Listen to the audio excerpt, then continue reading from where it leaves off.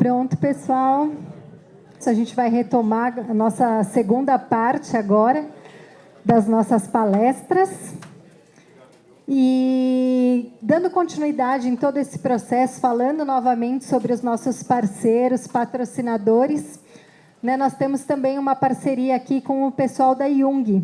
Então, eu gostaria também de chamar o Diogo e o Fabrício, representando a Jung, para eles falarem um pouco mais sobre a empresa, sobre o trabalho também que eles fazem.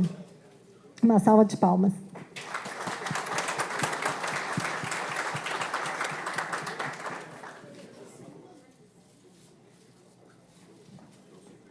Boa tarde, pessoal.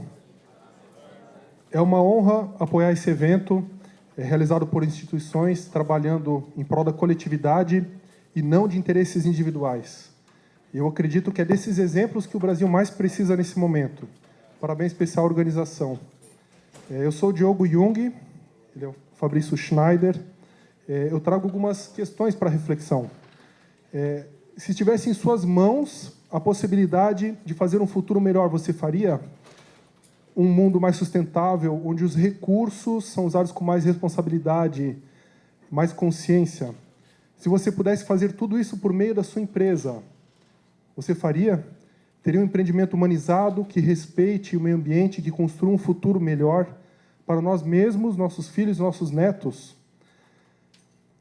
É isso que nós, da Jung, entregamos todos os dias. Entregamos tecnologia, inovação, automatização e eficiência energética. Acreditamos em usar dessas ferramentas para causar um impacto positivo na sociedade, usando bem os recursos. Nós podemos e temos a obrigação de criar soluções mais eficientes para a sustentabilidade humana e do nosso planeta. Os nossos fornos crematórios, por exemplo, não são apenas os mais eficientes e com as menores emissões. Eles são plataformas que recebem atualizações para serem melhores a cada dia, permanecendo atuais por muito tempo. Lançamos nossa inovadora tecnologia para cremação PET com energia elétrica. Só com isso, reduzimos em 60% as emissões de CO2, que ainda não é regulada, mas é um gás de efeito estufa. Agora pense do lado econômico, usar eletricidade sem depender de um contrato de GLP. E mais, o forno pode ser conectado à sua instalação de geração solar. São 1.200 graus de energia, de temperatura, com energia totalmente limpa. Esse é o futuro e a Jung já está nele.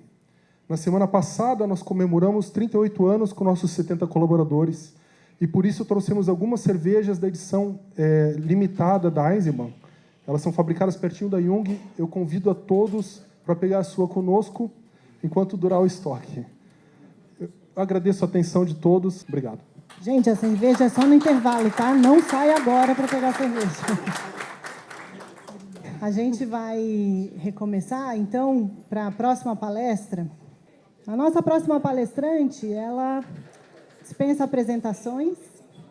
Eu sou muito fã da Gabriela, já faz muito tempo, e já faz bastante tempo que eu tento trazer a Gabriela para esse evento, e deu certo dessa vez. Eu tenho a sorte de poder contar com a Gabriela como parceira no projeto Vamos Falar sobre o Luto.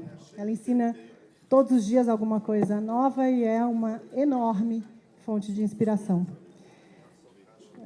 A Gabriela é psicóloga formada pela PUC, com mestrado e doutorado em psicologia clínica pelo LELU, que é o Laboratório de Estudos e Intervenções sobre o Luto. Ela é cofundadora, professora e supervisora do 4 Estações, Instituto de Psicologia, organizadora de vários livros, autora de diversos capítulos em livros sobre o tema do luto e consultora de várias revistas de psicologia. Gabriela, vou deixar o palco para você.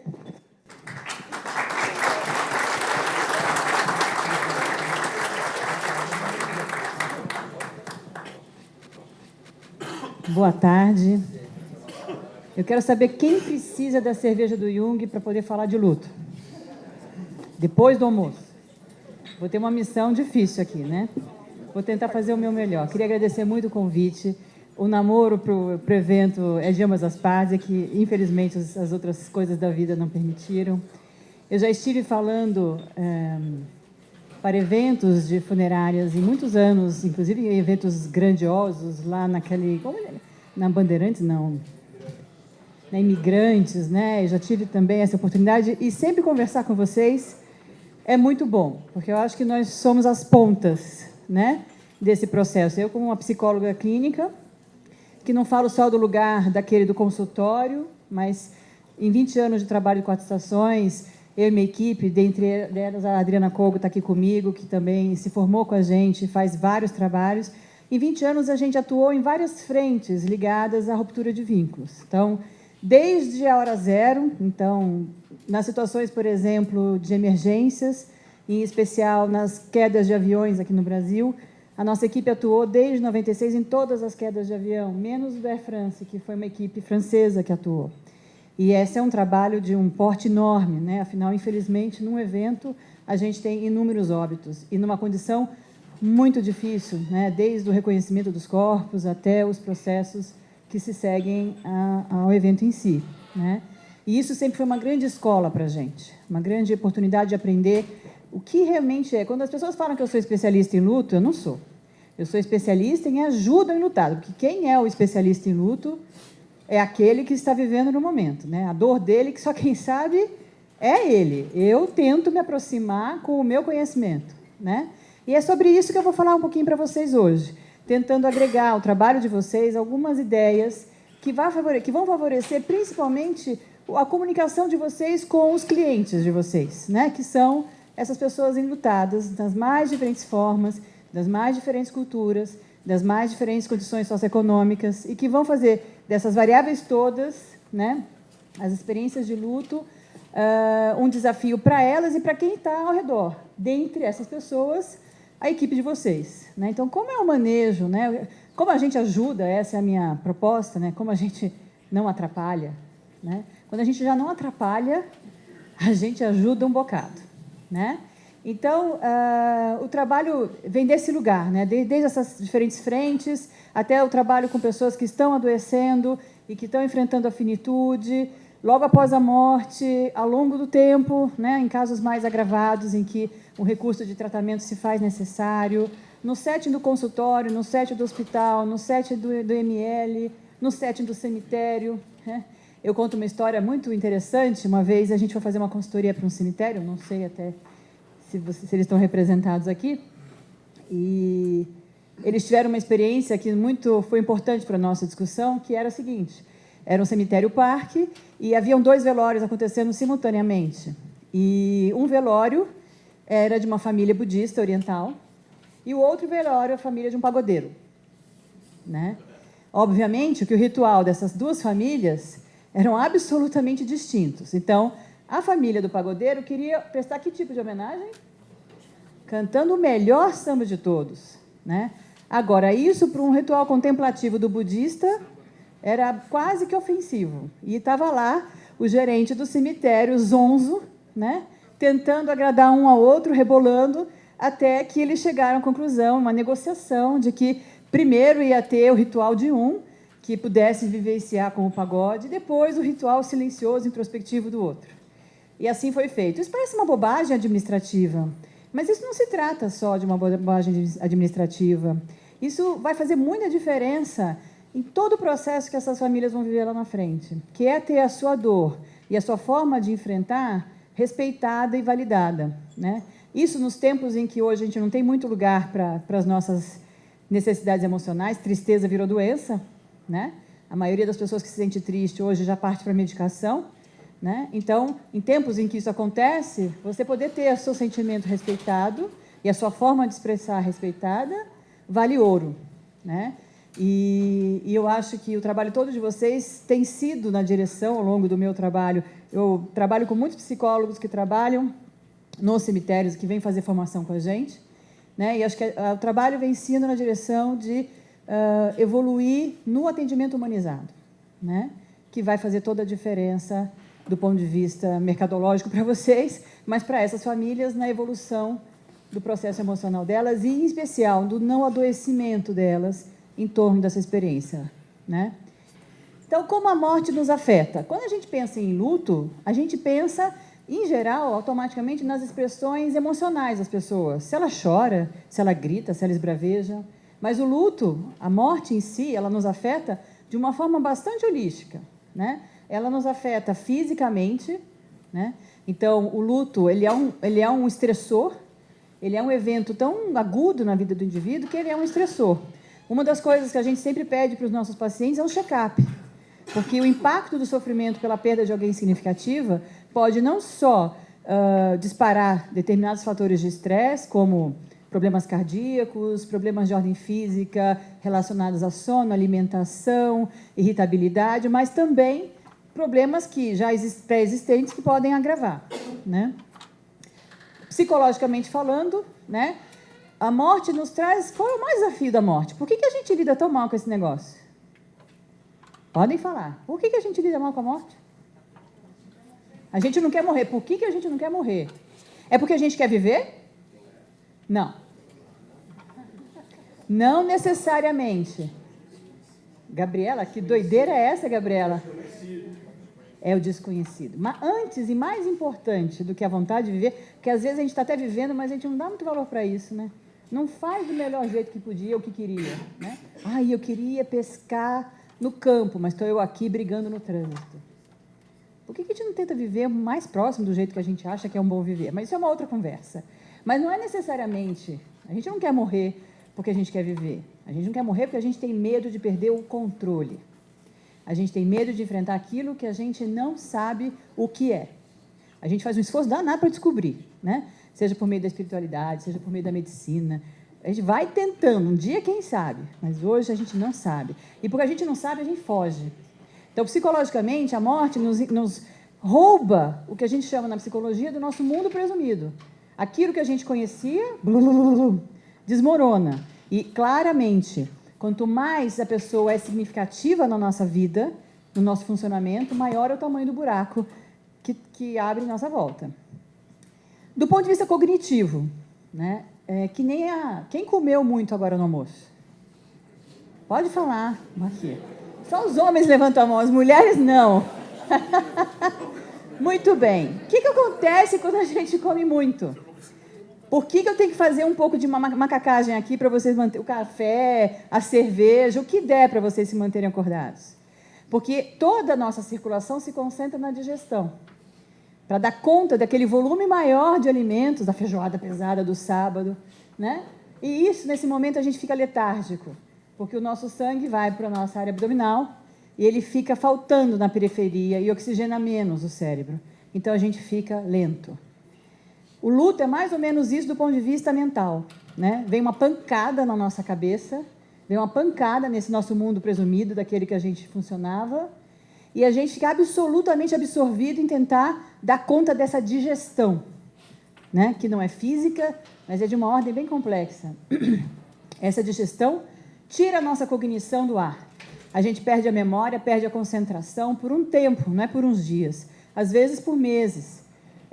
Eu, em alguma perda, eu já tinha dificuldade até de lembrar os números da minha vida, RG, telefone, quando eu estava vivendo esse processo. E isso é um processo bastante comum, e eu tenho certeza que na vivência de vocês já devem ter ouvido esses relatos. Então, é uma experiência, é um impacto de ordem física, cognitiva. Espiritualmente, né? Já que a gente não entende o que é esse negócio de morte, o que acontece depois dela, a morte sempre mexe com a nossa espiritualidade, mesmo que a gente não tenha. A gente se questiona. Então, algumas pessoas que têm Deus na sua vida, que são ligadas a algum nível de crença, pensam, mas eu pedi a Deus sempre para me proteger e Deus não, então eu estou brava com Deus. Ou não, eu preciso encontrar algum Deus que me explique por que isso aconteceu. Então, são os mais diversos caminhos que as pessoas vão buscar no sentido de tentar entender que raio é esse processo que espiritualmente bagunçou a minha vida. Então, é um processo que acontece exatamente da forma como eu mostrei aqui, né? Eles se interrelacionam, esses fatores. Uma coisa mexe na outra, uma coisa atrapalha a outra, uma coisa sobrecarrega a outra. Então, luto é um processo normal, mas é um baita processo. É um baita processo. Apesar da gente tentar minimizar, por dentro, as pessoas estão chacoalhadas em todos esses aspectos, né? Você já deve ter tido a experiência, por exemplo, de conversar com um enlutado, às vezes na contratação de um serviço, e perceber a pessoa com o olhar vitrificado. O olhar dela atravessa o seu, ela está olhando para o nada. Vocês já tiveram essas experiências? A pessoa, ela não saiu de órbita totalmente, mas ela está completamente em choque. E isso é uma reação física, cognitiva e psicológica. Então, você vai ter que falar com ela de uma forma mais lenta, mais calma, talvez repetir algumas vezes, para garantir que a mensagem seja processada. Porque, naquele momento, ela está impactada por todo esse processo, né? Então, luto é igual para todo mundo? Não. Ele não é igual para todo mundo, ainda que tenha alguns aspectos universais, né, que a gente percebe em muitas experiências, né? Mas o luto, ele é uma experiência que depende da nossa narrativa, ou seja, do nosso filtro. Vocês são, para mim, uns assim, outros assim, né? Então, tem um filtro, que nesse caso é a lente do meu óculos, mas que no nosso mundo interno, cada um de nós conta a história de um jeito. Então, eu posso ter perdido um ente da minha família e o meu irmão também, mas essa não vai ser a mesma experiência para nós dois. Por quê? Porque aquela experiência me impacta em vários níveis, de vários jeitos. Socialmente, temos que configurar nossa interação com os outros, reconfigurar, né? Então, eu agora passo a ser uma viúva. Socialmente, isso é um impacto. Toda vez que eu vou ter que assinar um maldito documento e escrever viúva, por vezes eu minto até, porque eu não tenho coragem de dizer para o outro que eu sou viúva, ou eu não consigo dizer que eu não sou mãe, apesar de me sentir mãe, porque eu perdi um filho, né? Então, temos que reconfigurar a nossa interação com os outros. Intelectualmente, a partir de todo esse impacto, a gente se questiona e busca avidamente por respostas e significados. Em todo velório, vocês vão ouvir alguém conversando sobre o que aconteceu, por que aconteceu. Se é um evento trágico, procurando um algoz. Se é um evento por adoecimento, explicando o processo da morte. Mas a gente busca uma narrativa. Caiu um avião, não dá 2 segundos, as mensagens na mídia começam a surgir. E eu posso dizer para vocês que todas elas têm a ver com achar um culpado e um responsável. Porque a gente precisa entender o que raios aquilo aconteceu e quão preservado eu estou do risco de viver aquilo também. Então, intelectualmente, a gente busca avidamente uma resposta, né? Espiritualmente, a gente busca consolo, a gente busca alívio da nossa dor, modificando nossas esperanças, nossas crenças e nossa fé. Mesmo que isso seja, às vezes, não ter esperança, não ter crença e não ter fé naquele momento. Brigar com Deus. Às vezes, essa é a forma que a pessoa encontra de se sentir menos aliviado, mais aliviado, menos angustiado, porque uma crença dela não a imunizou da dor, né? E tudo isso junto e misturado se dá de uma forma inconsciente e consciente, num processo nada linear e temporal. Isso é importante. Luto não é uma coisa que melhora a cada dia. O cliente de vocês não vai chegar semana que vem melhor, nem necessariamente mês que vem melhor numa visita ao túmulo.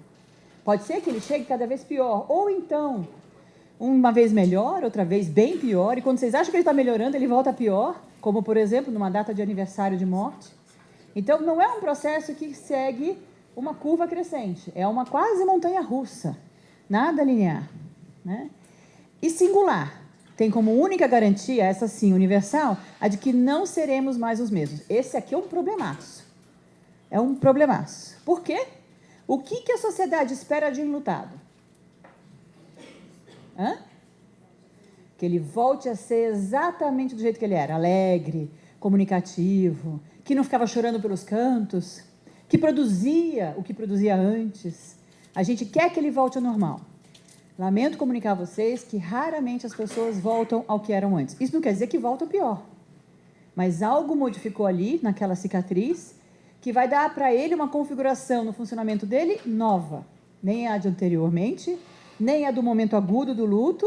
Algo vai surgir de uma terceira condição que a gente não sabe o que é. Às vezes, muitas pessoas se reorganizam, se fortalecem e se tornam pessoas ainda mais fortes psiquicamente a partir de uma perda. Outras se fragilizam ainda mais, né? Então, a gente não pode ter essa expectativa. Por mais que ela seja uma fantasia nossa, ela não vai acontecer. E sendo assim, ao reconstruir os significados diante da perda, estaremos sempre construindo uma nova subjetividade, um novo olhar, um novo caminho, ainda que nos pareça, ou que desejamos, o mesmo. Então, alguém me pergunta, Gabriela, por que você trabalha com luto? Vai vender água de coco na praia. E eu, às vezes, me pergunto também, naqueles dias pesados, né, em que você ouve uma história mais dolorosa do que a outra, dá vontade de fechar a lojinha e abrir a barraquinha de coco. Né? Mas por que eu trabalho com luto? Porque luto é trabalhar com vida, com a possibilidade de acompanhar e ajudar essas pessoas nessa reconstrução. E estar nesse processo é algo maravilhoso para mim como pessoa e como profissional. Ver alguém ressurgindo das cinzas e se reconstruindo como pessoa é de uma beleza ímpar. E talvez vocês também já tenham tido muitas vezes essa experiência de um outro lugar ao ver essas pessoas se reconstruindo. Né? Cada perda tem um impacto, porque cada um de nós chega naquela morte com uma história de vida, com um contexto, quebrou aqui, de relacionamento com a ida da perda, quer dizer, quem era essa pessoa que eu perdi? Era alguém que eu me dava bem, me dava mal, que eu tinha acabado de brigar, né? Ou era alguém que era vital no meu funcionamento, com quem eu tinha uma relação de dependência, né? E, somado a esses dois elementos, então, como eu chego nessa história, que história é essa para mim e que suporte social eu tenho? Porque vamos combinar, tem gente que tem a torcida do Corinthians em volta, mas só atrapalhando. Ninguém efetivamente ajudando naquilo que aquele enlutado precisa. Né? E aí eu falo não só da ajuda informal, mas da ajuda formal também, dos técnicos, que somos todos nós.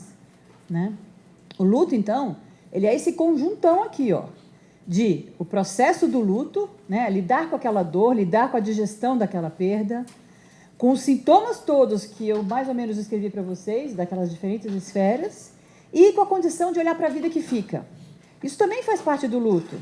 Eu consegui me organizar para continuar trabalhando, para continuar criando os filhos, para continuar ganhando dinheiro. Eu preciso olhar para frente. O luto me obriga também a olhar para frente. E esse olhar para frente vai ser possível ou não, também a partir dessas outras condições. Aí entram vocês.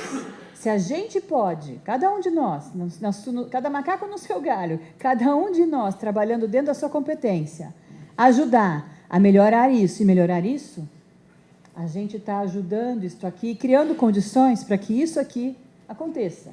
Para que essa pessoa se sinta menos fragilizada possível para poder tocar a vida que segue. Quando um avião cai, exemplo, toda a operação de um aeroporto continua exatamente igual. Nada muda. Todo avião sobe, todo avião desce, a não ser que as condições físicas sejam de risco. Mas, fora isso, todo avião sobe, todo avião desce. Isso é uma metáfora da vida. A gente pode estar ensimesmado na nossa dor, preso no nosso sofrimento, mas a vida gira. As coisas continuam, as contas continuam, os problemas continuam, as dinâmicas familiares continuam. Está tudo do mesmo jeito, apesar e com aquela perda. Né? O que é normal no luto? O que vocês acham anormal numa reação? Quando vocês olham lá no cemitério, vocês falam, ih, essa pessoa não está bem. Quando ela está chorando, desmaiando, é uma reação muito intensa, um desmaio.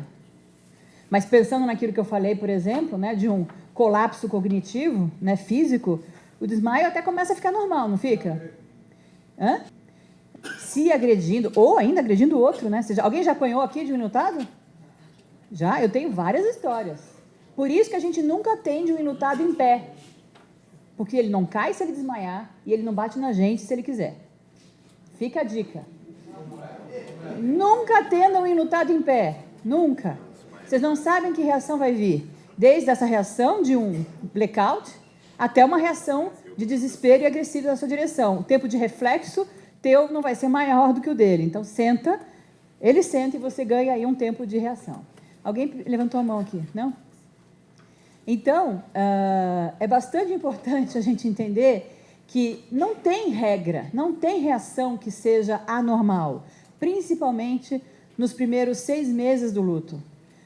Todo tipo de reação tem a ver com aquele repertório aqui, ó. Por alguma razão, aquela reação tem uma razão de ser, que a gente de longe não entende. Mas dentro desse impacto aqui, aquela reação faz todo sentido. Então, não nos cabe julgar, né? Porque se a gente julga, a gente está dizendo que essa pessoa está normal. Agora eu vou dar um exemplo. A gente está cheio de regrinhas de luto. Eu não sei quem escreveu. Não sei qual foi a Bíblia que tinha lá, regras do que pode acontecer, mas tem. Vou dar um exemplo. Sejam sinceros na resposta. O que vocês acham de uma mulher que perde um filho e não derruba uma lágrima na beira do túmulo? Ela está em choque, vai explodir, ela é a culpada, ela é fria, também já ouvi dessa. E por que a gente pensa isso? Pela tal regrinha. Alguém disse que mulher, e mulher brasileira, tem que desmontar em cima do túmulo. Não é? Isso é o que se espera de uma mulher que tem essa latinidade toda na sua expressão. Então, se uma mulher não reage assim, então essa reação é anormal. Agora eu vou dar outro exemplo. E se a gente tem um homem que está desmantelado em cima do túmulo do filho? O que a gente pensa? Fraco? Exagerou? Está fora de controle? Culpa? O que mais? Ele não está fazendo o que devia, que é cuidar da mulher dele. Coitado. Olha só o que a gente faz com ele. A gente acabou com o homem que está desesperado por perder o filho, porque tem a tal da regrinha, tatuada em algum lugar que eu não sei, que diz: homens precisam ser fortes diante da dor. Homens fazem coisas práticas diante da dor. Eles não podem se expressar emocionalmente e mais, não podem se expressar mais do que as mulheres. Então, tá vendo? Olha só o que a gente faz. E vou contar outro segredo. Mentira, todos nós julgamos. Todos nós julgamos. Todos nós julgamos a reação do outro e a gente compara se a reação do outro é exagerada para o evento. Vou dar um exemplo. Se a gente vê uma tia descabelada na beira do túmulo, pode? Tia. Tia não é mãe, tia não é pai, tia não é filho. Tia é tia. Tia não pode sofrer. Ex-mulher tem cada história. E amante. Cada barraco de amante que aparece. Né? E amante, dá uma encrenca danada. Como ela pode estar chorando mais do que a viúva? Se ela ficar ali, né? Porque em geral ela sai a tapa do lugar. Muito bem. Percebeu? Agora, para mim, Gabriela, eu tenho 2 filhos pequenos. Para mim, a pior perda que eu posso imaginar é a perda de filho. Para mim, seria a perda mais difícil. Eu amo muito meu marido, mas a questão com os filhos bate em outras esferas. Talvez muitas mulheres também se sintam aqui, muitos homens também se sintam assim, para quem tem filhos. Então, obviamente que se eu entendo que eu não suportaria perder um filho, e eu vejo uma mulher não chorando, eu digo: piro. Essa tem alguma dívida no cartório. Porque para mim ela deveria estar pior, porque eu estaria. Então cada um de nós, quantas pessoas aqui? Mais ou menos 150? 150 pessoas têm um julgamento sobre a perda aqui. Cada um de nós. Não vem com esse papo de que vocês não julgam. Julgam. Em dado momento vem a gente pode não expressar, mas cada um de nós pensa. Por quê? Porque a gente tem a nossa escala de valores e a gente tem a nossa forma de enfrentar o luto. E é dela que a gente parte para julgar o outro, né? Então, eu estou aqui, espero semear em vocês, não só como profissionais, mas como pessoas que vão passar por perdas. Cada um de nós, na média, vai passar por 18 lutos na vida. Eu dei uma má notícia, eu acho. Já? Está imunizado? Então, mas quem, por exemplo, nunca perdeu, já ficou aí achando a Gabriela uma transmissora de más notícias, né? Mas é a vida, a gente está vivo. Se a gente não morre, a gente corre o risco de perder, né? Então, essas regras do luto, elas atrapalham muito nessa questão, mas tudo é possível, fisicamente. Então, reações de somatização, né? Tem pessoas que adoecem via doença, tem pessoas que adoecem via expressão emocional mais intensamente. Então, falta de sono, excesso de sono, perda súbita de peso, ganho súbito de peso. Então, vários tipos de doenças podem estar correlatas à reação de estresse do luto. Psicológicas, então, irritabilidade, agressividade, incredulidade, e entre tantas outras, passividade, né? Cognitivas, né? Então, a dificuldade de absorver, né? A dificuldade de memória, as experiências traumáticas, memórias intrusivas que o trauma de determinadas experiências de luto trazem para nós, né? E as questões espirituais que eu coloquei há pouco. Então, na verdade, tudo a gente considera como plausível, porque tem um contexto, aquele contexto que eu mostrei para vocês. Para que serve o que vocês oferecem? Para que serve um funeral? Para o enlutado. O ritual o funeral é um ritual, certo? Ele é um ritual de que natureza? Com que função? Despedir? Só? Socializador. De honrar o morto, né? De fazer, homenagear. Muito bem. Respeito. O funeral, né? Todo o corpo precisa ser enterrado por uma questão de saúde pública. Né? Lá atrás na história, os corpos eram enterrados na cidade, na igreja. Embaixo, né? Dentro da igreja. Tanto é que quando a gente vai visitar igrejas antigas, em geral tem lá umas figuras importantes da sociedade enterradas. Né? Mas a sociedade foi crescendo e não cabiam mais corpos, e um problema de saneamento básico começou a surgir, e os cemitérios foram indo para longe, para se afastar, para os corpos dos mortos ficarem afastados dos vivos. No primeiro ponto, de uma instância de saúde física. No segundo ponto, de uma saúde psicológica, eu não quero saber disso. Né? Eu tenho medo dos mortos, eu tenho medo dos espíritos, entre outras questões que a história vai nos contando. Mas o funeral, o velório e o funeral, eles são rituais religiosos na história da sociedade. Eles estão a serviço de algumas religiões. Na nossa sociedade, predominantemente católica, né? Mas ele virou um ritual social. Hoje, mais ou menos, porque agora a gente tem hora até para o funeral, para o velório, né? 2 horas de funeral. Antes a gente virava à noite velando. Cada vez menos, principalmente nos grandes centros urbanos como São Paulo, as pessoas passam a noite velando os seus mortos, com a desculpa de que é perigoso.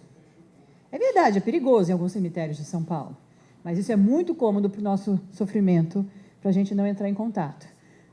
Pela morbidez, como a maioria das pessoas fala. Mas por quê?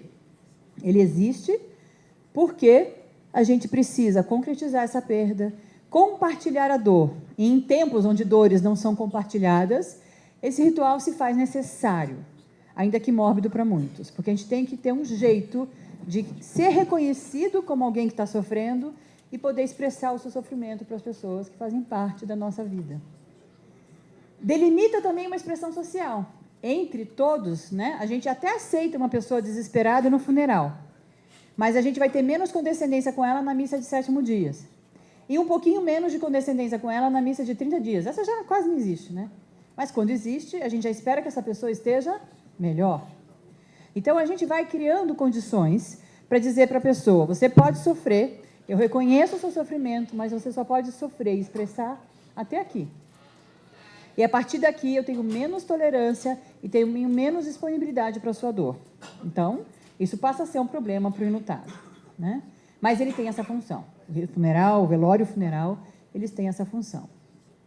O velório de uma pessoa que morreu súbita, violentamente, ou por uma perda ilógica, como a perda de uma criança, é o mesmo velório que uma perda por adoecimento, uma perda de um idoso, ou uma perda esperada, por uma doença, por exemplo? São os mesmos tipos de velórios? Qual a diferença de um para o outro? Como eu estou de tempo, gente? Hein? É o mesmo? Qual é a reação emocional das pessoas na primeira situação, súbita, violenta e ilógica? Muito desespero, muita intensidade. Nesse a gente tem que fazer sentar mesmo, porque a chance de apanhar aumenta, né? Então, todas as reações vão estar acontecendo aquele é o momento 0 ou 1, né, em que a pessoa está tomando conta do que aconteceu na vida dela. E um velório por adoecimento de uma perda esperada? Ele é bem mais calmo. Não é sofrido? É.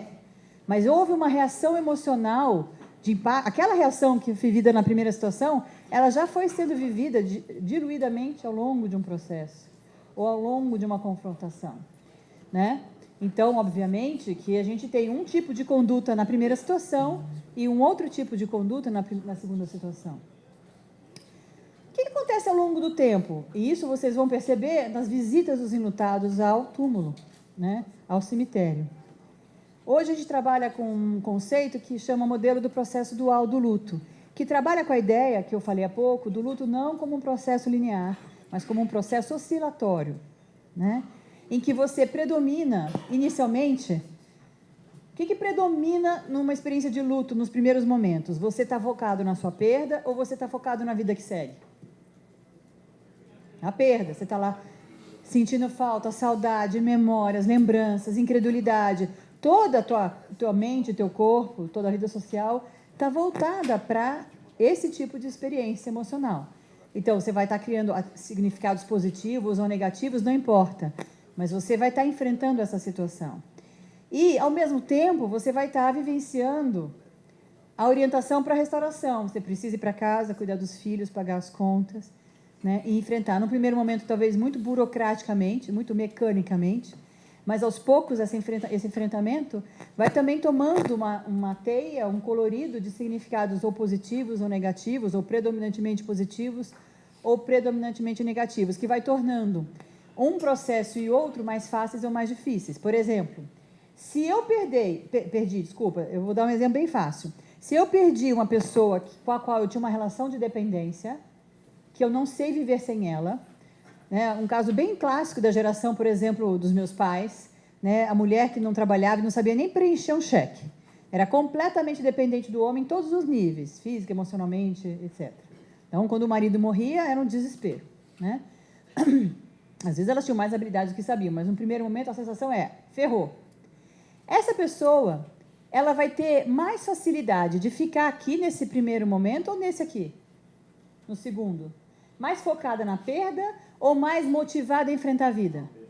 Na perda. Essa é a pessoa que tende a ficar mais tempo aqui presa, chorando na beira do túmulo, indo visitar seu morto, com muito mais dificuldade, com muito mais abatimento, que vai se mantendo ao longo do tempo. Por quê? Enfrentar a vida para ela é um grande problema. Não só porque é difícil mesmo seguir a vida sem a pessoa que a gente ama, mas porque ela se percebe incapaz, sem recursos. Então, a vontade que ela tem é de ficar com ele, mesmo que seja na dor, porque assim ela se sente menos desamparada. Esse é um exemplo. Agora eu vou dar um outro exemplo, que muitos de vocês aqui talvez se representem. A maioria, na nossa cultura, dos homens, são treinados para seguir a vida e tocar, certo? Então, parar e sofrer nem sempre é autorizado para muitos de vocês. Então, os homens mais frequentemente vivem seus lutos com que tipo de predominância? Presos aqui ou presos aqui? Ficam aqui, correm para cá. Já sai resolvendo túmulo, cemitério, pagando conta, vai trabalhar no dia seguinte. Ele não quer saber de olhar fotografia, ele não vai conseguir ficar em casa chorando, ele não quer ter licença do trabalho, porque ele quer trabalhar, porque isso vai fazer ele se sentir melhor com o sofrimento dele. Gabriela está me dizendo que isso é errado? Claro que não. Esse é um jeito de enfrentar a dor. Mas o homem, mais frequentemente do que a mulher, tem a tendência de viver esse tipo de luto, porque socialmente ele foi treinado para reagir assim a essas experiências mais emocionais, de menos controle, né? Ele quer tentar ter controle, porque assim ele funciona melhor. Então, cada um de nós, por cada situação dessa, cada história, vai ter um equilíbrio diferente. O meu papel, quando eles chegam no meu consultório, primeiro, quando eles chegam é porque alguma coisa aqui já não está funcionando. Ou eles estão emperrados aqui, ou eles estão emperrados aqui. O meu papel não é tirar a dor deles. Eu não vou tirar a dor de ninguém. Eles vão entrar no meu consultório e sair do meu consultório com dor, tristes, saudosos. Mas o meu papel é ajudá-los a criar essa dinâmica, a voltar a ter uma dinâmica qualquer. Então, se eu estava estancado aqui, eu começo a vir para cá, beleza, comecei a me equilibrar de novo. Eu estava preso aqui, fugindo disso, mas agora estou conseguindo fazer umas visitinhas na minha dor, beleza. Eu voltei para um dinamismo psíquico. Por que o que se espera do luto? Que isso aqui seja suportável e que isso aqui seja suportável. Isso vai dar a condição de um luto que segue e de um enfrentamento que se torna possível para a gente tocar a vida. Viram que, mais uma vez, eu não falei de acabar a dor. Eu não falei de esquecer o morto. Eu não falei nada disso. Eu falei de ser possível suportar, enfrentar a perda e suportar e enfrentar a vida que segue. Essas visitas ao cemitério, portanto, atrapalham ou ajudam? Depende. Depende, né? Porque vai ter um significado para cada um. Então, voltando. Se é uma pessoa que está presa aqui na perda e está há 1 ano indo toda semana, às vezes todo dia no cemitério, é um ritual bom ou ruim? Ruim. Não ajuda, ou melhor, não favorece. Não é que o ritual é ruim. Ele é um sintoma e um sinal de que as coisas estão realmente presas aqui. Mas, se é uma pessoa que às vezes vem mal, aí vem bem, aí um exemplo clássico, começa a vir muito e depois vai rareando. Aí vem só nas datas de aniversário de vida, de aniversário de morte.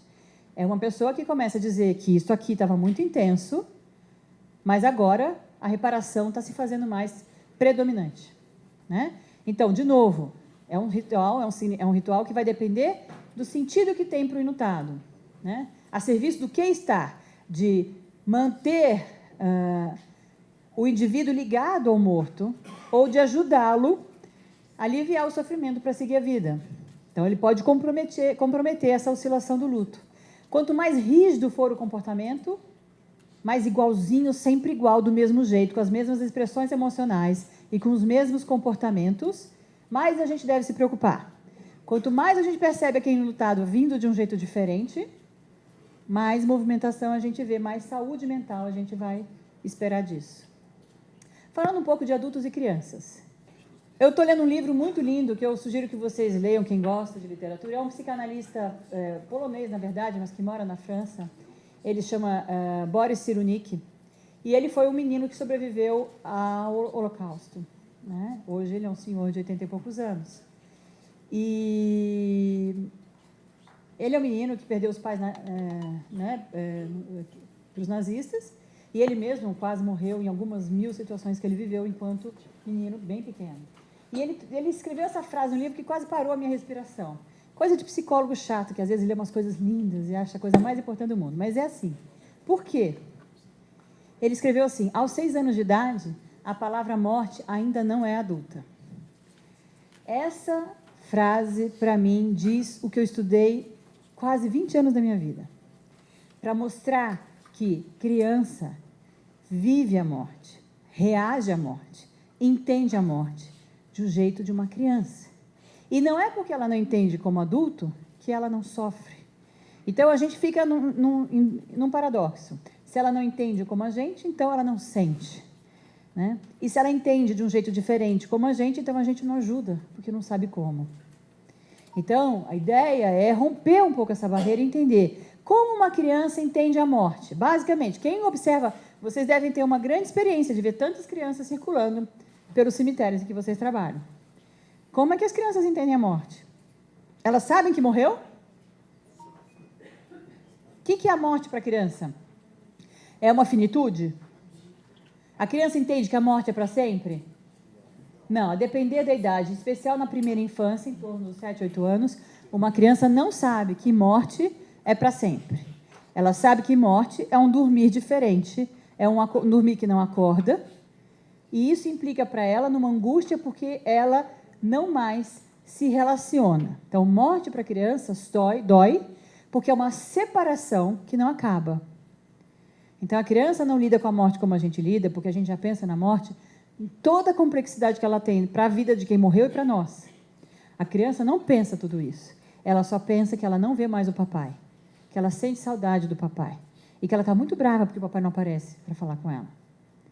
Mas isso é um luto. É um luto sob a perspectiva de compreensão de uma criança. Mas é um luto e precisa ser tratado como um tal. Ele não é um luto de um adulto, né? Alguém levantou a mão? Não? Muito bem. Se alguém quiser fazer uma pergunta, fique à vontade, tá?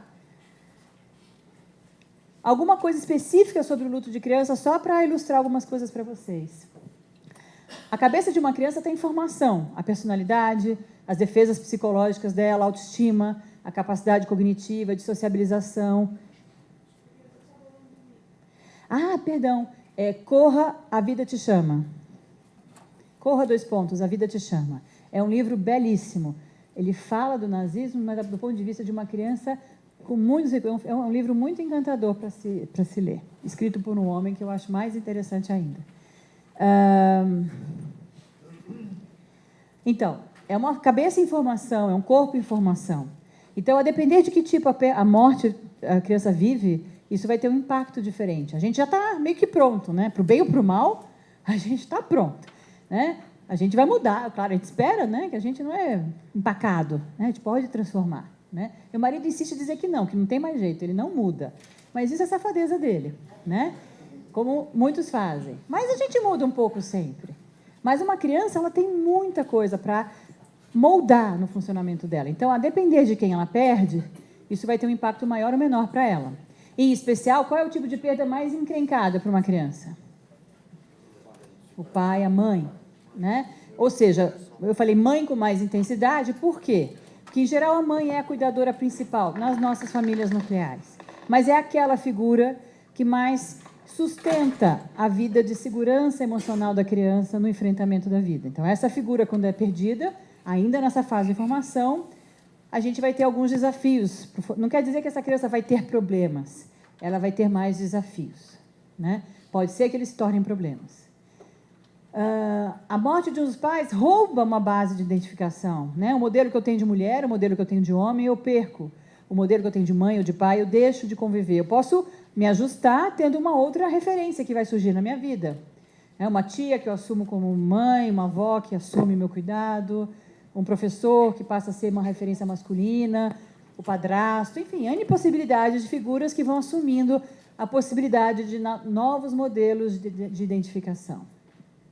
Oi. Oi. Cadê o oi? Claunei, do Rio Grande do Sul, Muito Sindicato das Funerárias lá. Toda criança, que idade é recomendada a criança ir ao velório, participar? Qualquer idade, como é que a gente deve instruir as famílias? Desde que os pais suportem, desde o dia 0. Gabriela, você é maluca? Então, primeiro, de novo, lembra que eu falei da narrativa? A experiência, ela vai ter um significado a partir da forma como a gente explica e da forma como a criança entende. A morte é muito menos assustadora para a criança do que a gente acha, porque a gente tem medo da morte. Ver um corpo morto, adulto sai se pelando de medo e de aflição. Mas criança tem uma certa naturalidade. Por quê? Porque ela entende que o corpo é o corpo de quem está dormindo. Ela vai ter algumas aflições, se ela perceber a mudança de tonalidade, a mudança de temperatura. Mas isso são elementos para ela entender que é um dormir diferente. Então, obviamente, a maioria dos pais que não levam as crianças, não vai levar as crianças, já começam a entender e que eles acham que vai sofrer. O que a gente sempre sinaliza para ajudar os pais é que eles possam explicar para a criança o que ela vai ver e se ela tem vontade de ir. Na minha experiência de mais de 20 anos trabalhando com isso, e minha equipe também endossa isso, os estudos também mostram isso, é que a maioria das crianças deseja estar. Quando ela entende mais ou menos o que ela vai ver, mesmo que o que a gente descreva não chega perto do que vai acontecer, ela deseja estar, né? O ponto está na forma como os adultos encaram. A caca começa, o problema começa porque a gente simboliza de um jeito ruim. E a mensagem que a gente passa para a criança é um pouco ruim, eu vou falar isso para vocês daqui a pouquinho. Então, a pergunta eu te respondo desse jeito. Do ponto de vista de presenciar o ritual, qualquer criança pode presenciar. Vai depender de como os pais se sentem em relação a isso. Se você leva o seu filho para um lugar onde você se sente tenso e se você sente que você não está fazendo bem para ela, a mensagem não vai ser boa. Mas se você entende que você está ajudando a criança a se despedir do vovô e a entender o que aconteceu com o vovô e isso te traz conforto, a criança vai entender que isso não é ruim, é triste, traz algum desconforto emocional, mas não é algo que vai traumatizá-la, não é algo que vai assustá-la, não é algo que vai fazer mal para ela. Mas, de novo, a gente não pode violar a cultura e o funcionamento de cada uma das famílias. Quando não dá para uma família, não dá para uma família, porque ela não vai sustentar o que vem depois. O que vem depois? O que a criança faz depois que vê uma coisa nova? Pergunta. Ai, meu Deus do céu. Criança pergunta. Por que estava frio? Para onde ele vai? O que aconteceu com o corpo dele? Ele vai sentir frio? Ele vai chorar? Quem é que vai visitar ele? Quando eu posso ver ele de novo? Por que ele morreu? E adulto quer sair correndo de todas essas perguntas. Então, ele prefere não tocar no assunto. De novo, a dificuldade está onde? Na criança ou no adulto? No adulto, né? Diga. Me virou estrelinha. Você está me perguntando se deve falar isso? Fala. E por que a gente fala isso? Lá vem a gente com a história do controle. Por que a gente fala que é uma estrelinha? É uma forma concreta. Uma vez um menino de 8 anos foi contado para ele essa história. E tempos depois, meses depois, ele foi fazer uma primeira viagem de avião. Ele estava excitadíssimo, animadíssimo. Ele queria muito, não quis dormir. E todo mundo entendendo que ele queria fazer o passeio. O avião subiu, era noite, era um voo noturno. Ele abriu a janela e nada, não tinha estrelinha nenhuma que ele chegou perto. E ele falou: mãe, cadê o papai? E a mãe não entendeu de onde veio a pergunta. Mas o papai não virou estrelinha? Cadê o papai? Eu vim aqui encontrar com ele. E esse menino, quando a mãe teve que explicar, naquela altura, daquele jeito, que não era bem isso. O menino foi chorando dali até o destino final, porque o que ele tinha vivido, entendido e se preparado acabou de ser desconstruído ali. Então, eu particularmente penso que a gente deve contar para a criança algo que a gente acredita, o que faz sentido para a gente, e dizer que é o que a gente acredita, porque a gente não sabe. Não sabe. A gente pode ser muito ligado a uma crença e fazer todo sentido. Por exemplo, se eu acredito numa vida espiritual, em outro plano, e se isso faz todo sentido na minha existência, eu posso dizer: filho, para a mamãe, isso faz todo sentido achar que o vovô morreu e foi para lá. Mas eu não sei. Você pode acreditar no que a mamãe disse, você pode buscar uma outra explicação. Não é bacana dar a oportunidade da criança de descobrir o que para ela faz sentido? E não tomar isso como uma verdade absoluta, que pode ser desconstruída no primeiro avião que ela pega? Então, essa história da estrelinha é uma roubada, na minha opinião. Porque uma hora ou outra a estrelinha vai ser desconstruída, né? Muito bem. A morte, a dependência em relação ao adulto. A criança, ela precisa do adulto para viver. Então, eu perdi meu pai aos 12 anos. Eu lembro que a primeira pergunta que eu fiz para minha mãe, quando eu voltei do cemitério, é: mamãe, como a gente vai sobreviver? Eu estava falando de questões financeiras, né? E claro, eu falava: bom, se meu pai é o que paga as contas aqui, minha mãe não trabalhava, né? Como a gente vai viver? Como eu vou para a escola? Como a gente vai ter comida? Então, essa era a minha preocupação, né? Então, quanto mais o outro representa um reasseguramento material ou psicológico, maior a nossa insegurança que advém da morte, né? A dependência dos pais para a sua sobrevivência física e emocional vai ser um desafio. Ela tem de lidar, isso é uma coisa super importante. Hoje, na história do luto, na psicologia, a gente estuda muito o luto dos irmãos. Porque quando morre uma criança na família, a criança que sobrevive, o irmão que está ali na família, ele tem um problemaço. Ele tem um luto dele, que não é reconhecido e não é cuidado. E ele tem os pais que morreram também em vida. Aquele pai não é mais o mesmo, aquela mãe não é mais o mesmo, ele está lá assustadíssimo, sentindo 1000 coisas a respeito do que ele perdeu, e, ao mesmo tempo, sentindo 1000 coisas porque os pais dele não estão lá para ele. Olha que dificuldade, né? Mas para quem que a sociedade dá mais atenção nesse momento? Para a mãe, que é considerada aquela que mais perdeu, né? Ou para o pai. E isso é muito importante. Eu não estou dizendo que quem mais perdeu. Não existe uma hierarquia de quem mais perdeu, né? Eu estou falando do lugar da mãe que mais teme perder os filhos, né? Eu falei para vocês há pouco. Mas eu estou dizendo para vocês que para cada um, o tamanho da perda é um. E a gente não pode minimizar o tamanho da perda, por exemplo, para o irmão sobrevivente, mesmo quando ele é adulto, né? E uma tarefa mais complexa do que o adulto, justamente por todos esses desafios, né? Um adulto, por mais que ele seja dependente ou frágil emocionalmente, ele vai ter um repertório de sobrevivência melhor que a criança não vai ter. Então, o adulto e a criança, por que a gente se enrosca nessa história, né? O adulto, ele normalmente tem dificuldade de prover o suporte para a criança. Por quê? Ele também está enlutado. O sofrimento da criança evoca memórias profundas e provoca sentimentos fortes nos adultos que cuidam dela, dos quais a gente quer fugir, né? Tem dificuldade de lidar com o tema da perda e da morte, a maioria dos adultos acaba tendo, principalmente na nossa sociedade, né?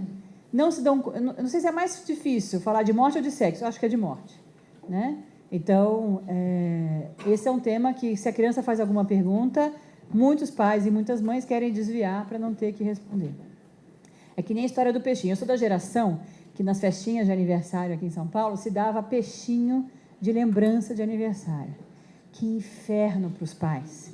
Aquilo era uma desgraça. Por que acontecia? O peixinho morre rápido. Peixinho morre. Para que alguém deu isso? A mãe fica louca da vida e a criança chega com aquele saquinho de plástico. Porque aí o peixinho morre. O que os pais fazem? Quê? Hã? Compra outro. Põe no lugar. Gente, a minha irmã fez isso. Eu não acredito, cara. Eu trabalho com isso e você substituiu o peixinho? Não é possível, né? Por quê? A gente não quer falar do assunto. É uma grande oportunidade de enterrar o peixinho, botar na caixinha de fósforo, enterrar no jardim, rezar para o peixinho, ajudar a criança a conviver com essa experiência. Lá no início, todo mundo lembrou do peixinho, né?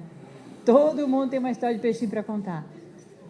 Então, mas a gente substitui peixinho. A gente põe outro igual, com a mesma cor, chama pelo mesmo nome. Olha que esquizofrenia que a gente faz com as nossas crianças. Pelo amor de Deus, não façam isso. Combinam com... Se pelo menos vocês saírem daqui não fazendo isso, eu já fico feliz. A gente tem que contar que o peixinho morreu. Vai doer, mas vocês vão ter conversas interessantíssimas com os filhos de vocês. Eles não se dão conta do quão difícil é esse sentimento para a criança. Não só o sentimento, presta atenção no que eu vou dizer, não só no sentimento de sofrer pela perda ou pela separação, mas por estar sentindo alguma coisa que ela entende que é errada para o adulto. Porque se ela está sofrendo e o adulto está desviando daquele assunto, é porque aquilo está errado, não está bom. E o que a criança faz quando percebe isso? Ela deixa de expressar. Ela deixa de falar, ela esconde. Porque ela não quer fazer o papai e a mamãe sofrerem. Então, já está doendo, e se eu mostrar mais, se eu ver meu pai e minha mãe sofrendo, vai me dar mais medo. Então, eu paro de falar, porque eu não quero fazer meu pai e minha mãe me deixarem mais com medo do que eu já estou. Então, é muito importante que a gente possa ajudar a criança a não se sentir tão sozinha e perdida nesse sofrimento. Ela fica confusa e relutante em falar. E aí vira uma conspiração do silêncio. Eu não falo, você não fala. Eu não falo, papai e mamãe não querem sofrer. Papai e mamãe não falam porque acham que a criança não quer saber.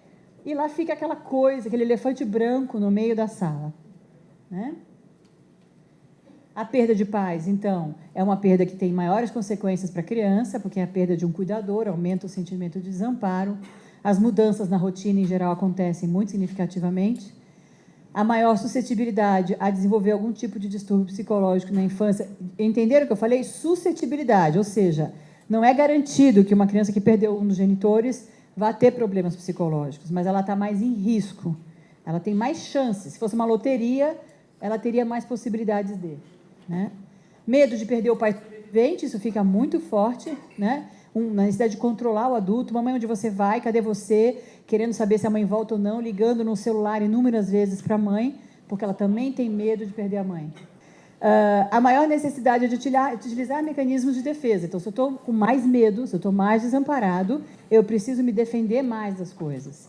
Então, a criança, em geral, ela tem um processo mais intenso de uma reação emocional, porque ela está mais assustada com aquilo que aconteceu. E ela, em geral, perde uma figura idealizada, né? Papai e mamãe sabem resolver tudo na nossa cabeça. Papai e mamãe vão resolver todos os problemas, os meus e os deles. Inclusive, é uma reação em criança sobrevivente interessante. Em dado momento do luto de uma criança que perdeu o irmão, ele vai sentir raiva dos pais. Por quê? Porque os pais não conseguiram evitar a morte do irmão. Como assim você é nosso pai, nossa mãe, e vocês não evitaram que o fulaninho ou a fulaninha morresse? E o que vem atrás dessa frase? E se eu ficar doente? Vocês vão conseguir evitar? Será que vocês são capazes de me proteger? Então, a criança se sente assustada nessa instância, né? Então, é importante pensar que a perda de uma figura assim é sempre muito assustadora, porque o meu herói, a minha heroína, não vão poder me proteger. A perda de irmãos. A reação de crianças à perda de um irmão, então, será similar à perda dos pais, com intensidade, duração e consequências menores. Por que menor? A gente não está falando de vínculo afetivo, quanto o irmão gosta do outro. Mas, em geral, desde que não seja um irmão como uma figura substituta de pai e mãe, o irmão é uma figura horizontal. nós dois somos cuidados por papai e mamãe, mesmo que mais velho, mais novo. E a minha perspectiva de vida segue. Eu tenho o meu luto, mas eu, às vezes, até posso ter outros irmãos lá na frente, né? Agora, perder os pais não tem substituição. E tem essa sensação de desamparo. Então, o impacto é diferente, né?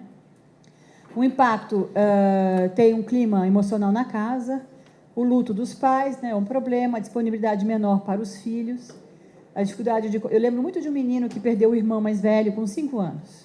E o pai foi trabalhar que nem maluco, virou cardíaco aos 40 anos, e a mãe botou ele numa escola integral para que ela pudesse ficar em casa chorando sozinha. E ela estava tão embebida no sofrimento dela, tão presa no sofrimento dela, um belo dia ele chegou para ela, puxou a roupa dela assim, mamãe, eu estou aqui. E quando ele falou isso, quase que ela te acordou de uma hipnose. Porque ele estava dizendo, eu preciso de você. Né? Eu preciso de você. Eu lembro de um viúvo que perdeu a esposa e ele começou a beber gradativamente.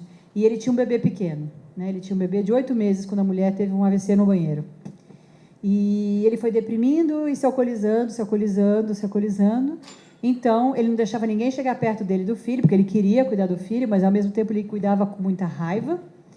E então, ele bebia. Então, o menino o pai caía, né, na cama, alcoolizado, por horas, e o bebê ficava sozinho pela casa. Né? E aquele homem teve que ser interditado, porque ele estava colocando o filho dele em risco. Mas ele só estava enlutado gravemente, sem ajuda. Aí, quando ele começou a ser tratado, ele começou a poder voltar a conviver com o filho, e aí a criação do filho passou a ser um gancho para ele conseguir se recuperar. Né? Então, os pais têm dificuldade de colocar limites no filho sobrevivente, então essa coisa de, se eu perder alguém, eu não aguento mais, então faz tudo o que você quer fazer, quer comer, come, quer ir passear, passa, porque ele está cheio de culpa pela morte de quem perdeu. Então, um jeito de reparar a culpa, porque ele sempre se sente culpado, será que eu tentei tudo, será que eu fiz tudo? Ele projeta para o filho mais novo e fica, muitas vezes, permissivo com esse filho, o que também deixa esse filho muito desprotegido. Então, os pais têm medo de que aconteça algo aos demais filhos também. E essa superproteção vai interferir muito no seu desenvolvimento. A morte de um irmão mais novo, em geral, ela vem incrementada por um sentimento de culpa um pouco maior. Porque todo mundo tem um pouquinho de raiva do irmão que chegou e roubou o espaço. E quando, às vezes, a gente até fala, né? Ai, queria que você morresse. Né? Chega, que saco. E, de repente, vai e acontece. É uma experiência bem perturbadora do ponto de vista emocional. A morte de um irmão mais velho é um fardo de ter que seguir os passos do irmão. Então, o mais novo vem mais carregado de culpa. E o mais velho vem, e agora eu preciso dar conta de seguir os passos dele. Então, se ele era um esportista, eu preciso ser um esportista. Se ele era um menino rebelde, eu também preciso ser rebelde. E por aí vai. Né? E ser a culpa de sobrevivente. Todo irmão sobrevivente tem um pouco de culpa. Por que não ele? Por que eu? Será que se eu fosse, meus pais iam sofrer menos? E coisas do tipo. Então, aqui, só para falar, eu já falei disso, então, os lutos adoecidos, os lutos que, em geral, precisam de terapia, basicamente se dão nesse universo. Lembra do modelinho da oscilação? Aquele preso aqui é o que a gente chama de um luto crônico, preso na perda, que 10 anos depois conta a história como se tivesse acabado de acontecer. Esse é um exemplo clássico. E o luto inibido, que a gente vê muitas vezes no masculino, né? Um luto em que a pessoa fica muito focada nas mudanças, na evitação do sofrimento, e esse esforço de se manter distante da perda gera uma série de dificuldades, inclusive de ordem somática. Esse tipo de quadro aqui é um quadro que vem com muito problema de doença física, cardíacos, transtornos psiquiátricos de várias ordens, porque a pessoa implode. Ela evita tanto o sofrimento, mas ele está lá dentro, chega uma hora que ela começa a sofrer. Bom, enfim, como a gente pode ajudar? Né? A gente pode ajudar, brincando, mas é sério, quem não atrapalha. Né? A gente tenta... A morte gera impotência na gente. Ai, meu Deus, eu tenho que fazer alguma coisa para ajudar essa pessoa sofrendo. E aí, o meu impulso, o meu instinto faz algo na direção dela. Então, eu falo coisas e faço coisas que estão mais a serviço de oferecer conforto para quem? Para mim. Eu estou angustiado com a dor dela e eu digo, olha, vai ficar bem, Deus vai ajudar. Ou para uma mãe que acabou de perder um filho pequeno, você pode ter outro. Né? Deus sabe o que faz. Aí vem aquele... Vocês, eu não entendi a brincadeira dos posts, mas vocês são especialistas nas frases que se dizem para o enlutado que não deve se dizer, porque elas estão a serviço da nossa angústia. Dentro da minha história, tão clínica quanto de pesquisa, quando a gente pergunta para os enlutados o que ajuda, a maioria deles diz: um abraço silencioso, alguém que me olha com carinho e não fala nada, alguém que toma a iniciativa de comprar um supermercado para eu não ter que ir para a rua ou me trazer uma janta.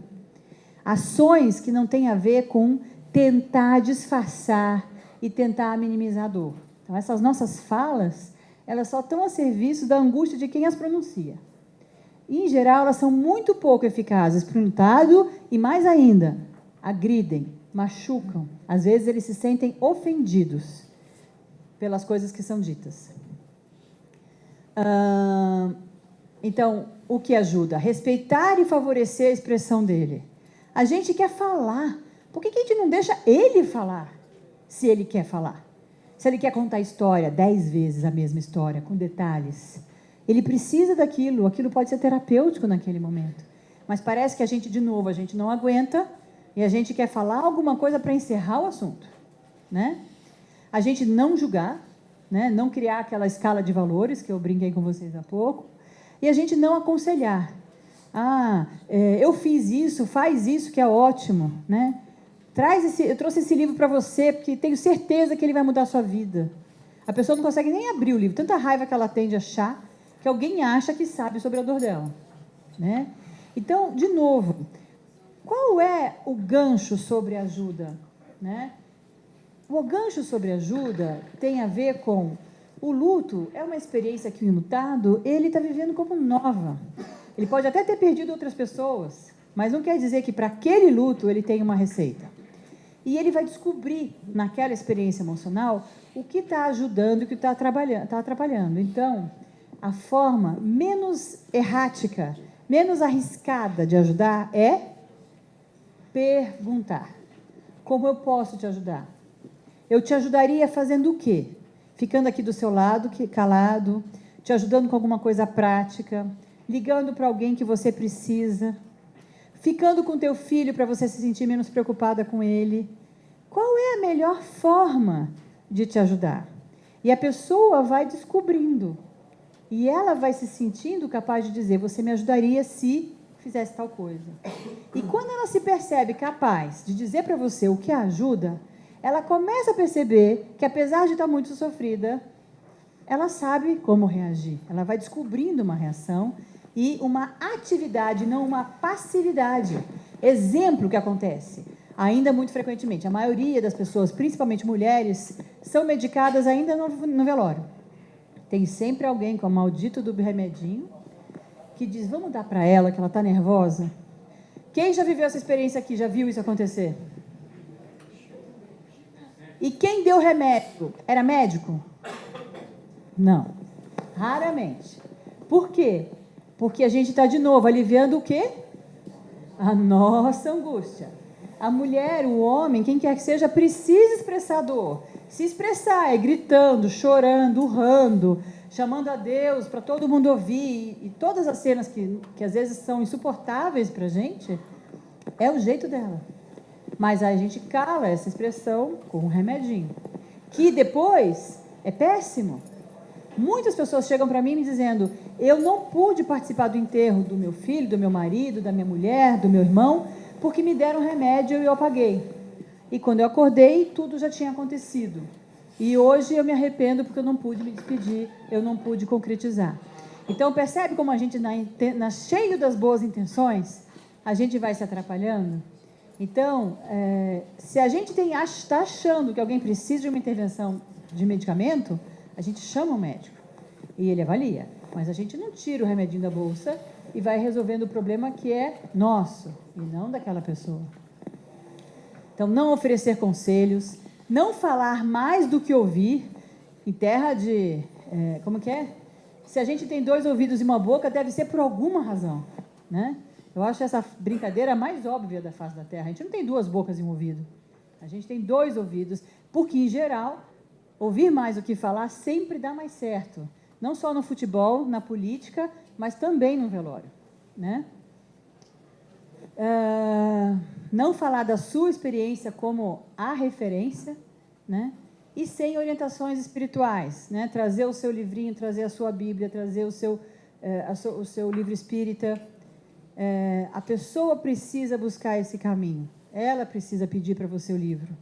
Você pode dizer, olha, para mim ajudou. Se você em algum momento quiser, você me fala e eu te ajudo. Isso é uma outra possibilidade, mas não é uma possibilidade de impor, né? Então, o que a gente faz com o enlutado tem vários níveis,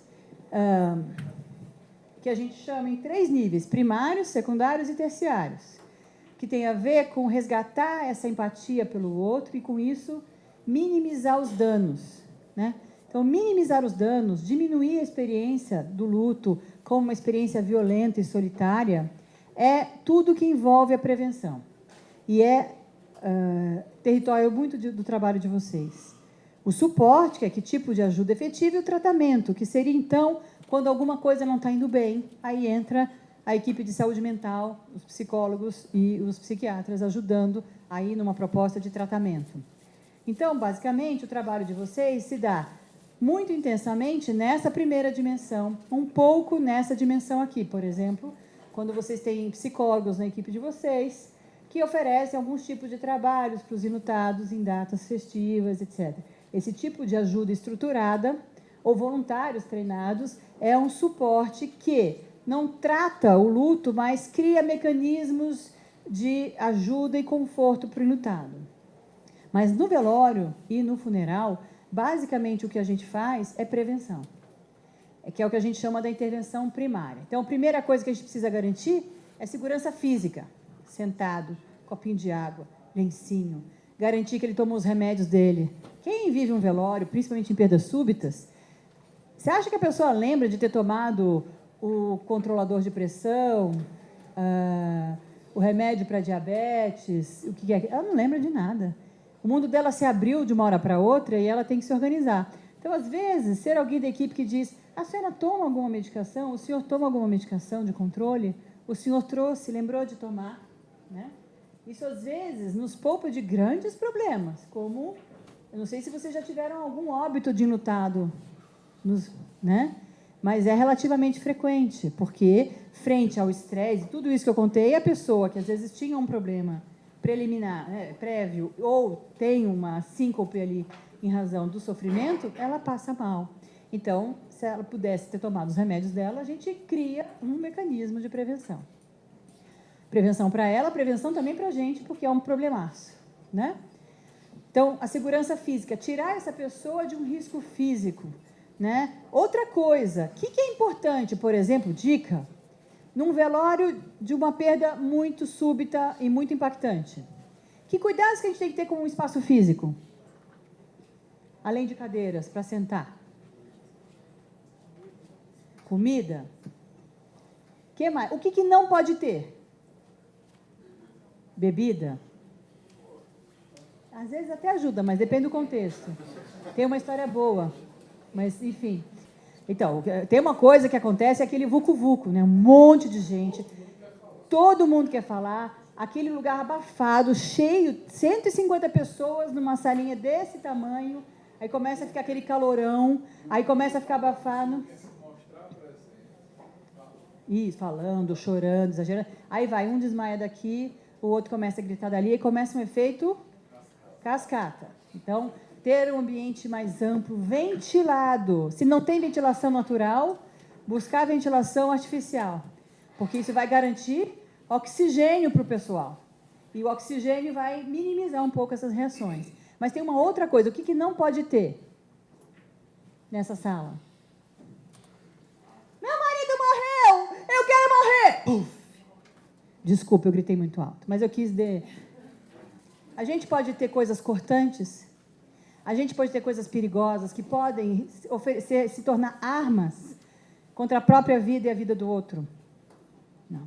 Num velório mais calmo, a gente corre menos risco.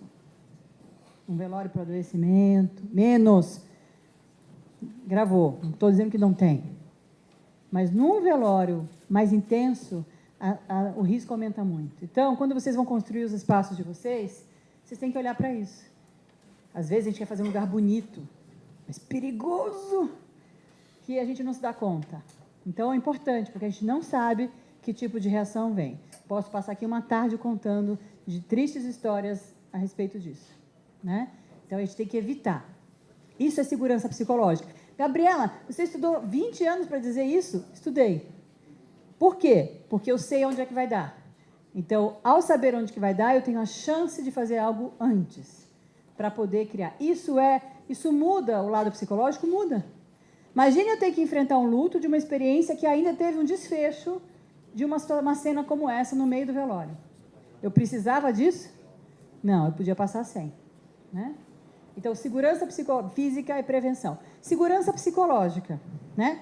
É garantir condições em que a pessoa se sinta menos agredida. Quando eu contei a primeira história do velório do budista e do pagodeiro, eu queria falar sobre isso, era segurança psicológica. Eu respeito o teu jeito e eu crio condições para que ele seja respeitado. Isso é fazer com que o indivíduo se sinta importante, né? Que sinta que aquela dor é real e que o outro valida e respeita, e que ele tem um jeito de expressar, que ele pode. Isso eu espero que vocês tenham entendido ao longo da minha fala, que é muito importante para que eu possa me sentir forte o suficiente para enfrentar esse processo, né? A informação. De novo, a morte tira o nosso controle. Eu não sei mais o que vai ser da minha vida depois desse desfecho. Então, uma coisa que a morte nos traz é um senso de ameaça, de medo, de alerta. Então, tem uma experiência muito pontual no ritual do cemitério, todo o processo do velório ao enterro, que é gerar informações antecipadas. O que vai acontecer nos próximos 30 minutos? O que vai acontecer na próxima primeira hora? Então, quando um administrador do cemitério vem e diz, olha, agora vai ser assim, a gente vai abrir o caixão, vai acontecer isso, vocês podem fazer isso, podem não fazer isso, daqui a pouco vai vir alguém, vai fechar o caixão, a gente vai carregar o caixão. Como você quer que seja feito assim, assado? Quando eu estou fazendo isso, eu estou oferecendo segurança psicológica. Porque eu estou antecipando um universo novo, que é ameaçador, mas eu estou minimizando o desconhecido. Eu estou trazendo alguma coisa de concreto e isso diminui o alerta da pessoa. Diminui consideravelmente. Então, todo tipo de informação que vocês puderem... Mas o ponto é, vocês precisam respeitar. Quando vocês dizem alguma coisa relativa ao que vai acontecer, é importante que vocês garantam que vai acontecer. Porque quando não acontece, o que acontece? Quebra-se o quê em relação ao cliente de vocês? A confiança. E quando quebrou a confiança, amigo, num momento de crise, vocês vão ter bastante dificuldade para retomar. Então, não vale a pena quebrar a confiança jamais. Quanto mais no momento que a pessoa está muito ameaçada. Porque você vai deixar de ser aquele que ajuda o processo ao algoz. Você vai passar para o lado de lá. E aí, tudo que você falar ou fizer vai ter muito mais resistência ou oposição por parte do cliente de vocês. Tá bom? E a ventilação e a validação. Ventilação é uma expressão que a gente diz sobre deixar ventilar. Deixa sair, deixa falar. Ele chega no balcão e reclama, fala, conta. Ele está ventilando. Ao ventilar, ele está organizando cognitivamente a dor dele e está aliviando a angústia. Isso é terapêutico. Vocês não são os psicólogos, mas o que vocês estão fazendo é terapêutico. E isso vai ajudar, né? E estão validando. É muito difícil. Eu estou vendo como está complicado para a senhora. Eu estou entendendo o que a senhora está me dizendo. Eu estou entendendo o que o senhor está me falando. É muito importante isso para o senhor. A gente vai fazer tudo para conseguir respeitar esse seu desejo. Então, isso são validações que vão fazendo o invitado se sentir reassegurado e respeitado. E é isso. Eu agradeço muito a atenção e peço desculpas pelas brincadeiras para relaxar um pouco o tema. Obrigada, gente.